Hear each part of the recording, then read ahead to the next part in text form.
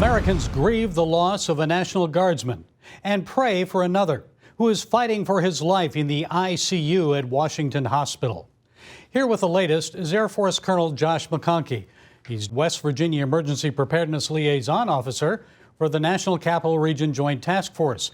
He's also a combat physician, Iraqi freedom veteran, author of the book, Be the Weight Behind the Spear. Dr. Colonel Joshua, the father of Guardsman Andrew Wolfe, has asked for prayer for his son who is fighting for his life after emergency surgery. A nurse reportedly said he gave a thumbs up and wiggled his toes, so that's encouraging.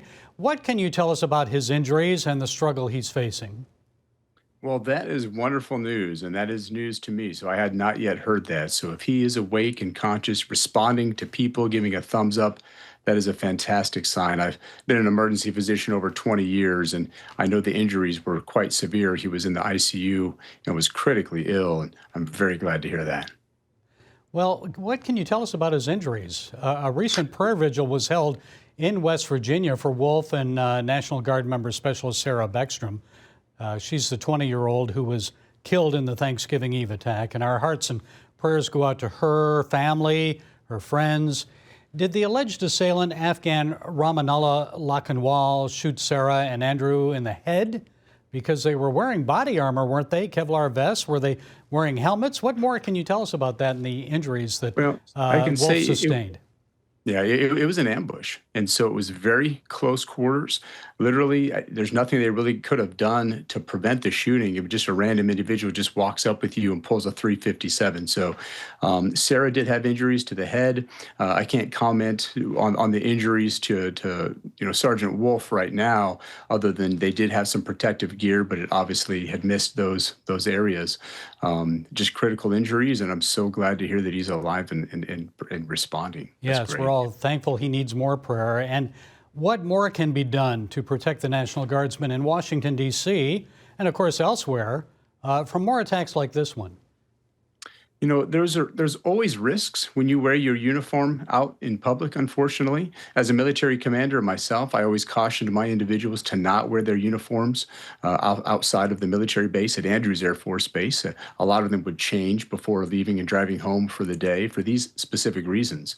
And then, unfortunately, you've had some rhetoric that's been dialed up by our own members of Congress, strangely enough, some House members and some Senate members that have put out a video and have talked about disobeying orders from the President of the United States. I don't think those things do anyone any good, and it certainly places our men and women at risk. So we need to tone down that rhetoric and just let them do their job. They're making the nation's capital a safer place. How does that affect the members of the Guard and also the military when they hear rhetoric like that?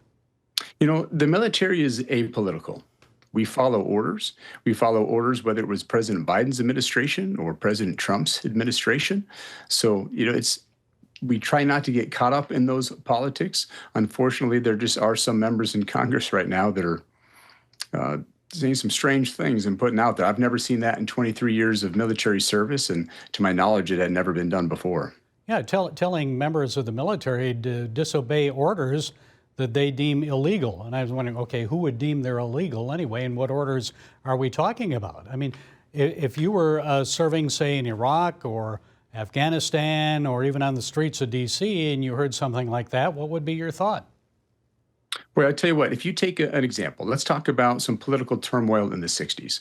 If you had men and women serving in Vietnam, and you had members of Congress putting out videos of disobeying orders from the President of the United States, like during combat operations, how completely inappropriate and dangerous that would be.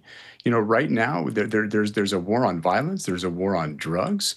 You know, these are very lawful orders for the president to call up members of the National Guard and secure the nation's capital. There was no debate on that. So I don't know what orders they were referring to, but just doing the political games is not helpful. Joshua, some Americans blame President Trump for this attack instead of the alleged assassin, saying that the president deployed these troops unnecessarily, and if he hadn't done it, this wouldn't have happened. So what do you, and I'm sure the National Guardsmen that you talk to, say about Guard deployment in American cities like D.C., L.A., Memphis, elsewhere? Well, I know these members are very proud to be there. These are volunteers. Both Andrew and Sarah had volunteered to take the place of two West Virginia individuals that had some young children so they could be home with their family for Thanksgiving. Men and women have been making sacrifices for this country for well over 250 years, and they take great pride in doing that, being a part of something bigger than themselves and wearing that uniform. For me, professionally, my service, I spent 9 years in the Army National Guard. That's the thing. Those are some of the things I'm most proud of professionally. And what do you think needs to happen next? Well, right now, just stay the course. Let these men and women do their jobs. They're making, Washington, D.C. a much safer place. That's the face of our nation. They've had a large decrease in violent crimes, in all crime in general. I mean, the results speak for themselves. It's clearly working. And, the president is within his right to order that. Okay, Dr. Colonel Josh McConkey, thanks for being with us. We appreciate it. Thank you.